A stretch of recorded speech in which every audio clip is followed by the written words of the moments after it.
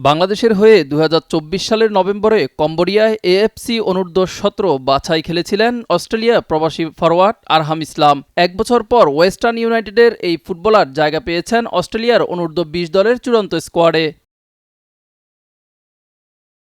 ডিসেম্বরে জাপানে অনুষ্ঠিত হতে যাওয়া ত্রিদেশীয় সিরিজে অস্ট্রেলিয়ার মুখোমুখি হবে জাপান ও স্পেনের অনূর্ধ্ব-২০ দল।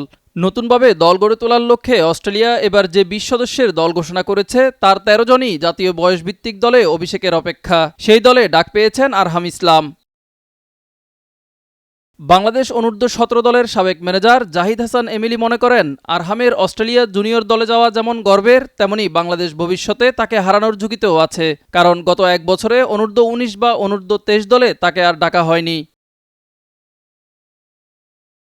কম্বোডিয়া দলের কোচ ও বর্তমান টেকনিক্যাল ডিরেক্টর সাইফুল বারী টিটুর সময়েও আরহাম সুযোগ পাননি। তবে বাফুফে জানায়, আরহাম ও তার বাবার সাথে যোগাযোগ রয়েছে। মিজান ফারাবী, দিগন্ত স্পোর্টস।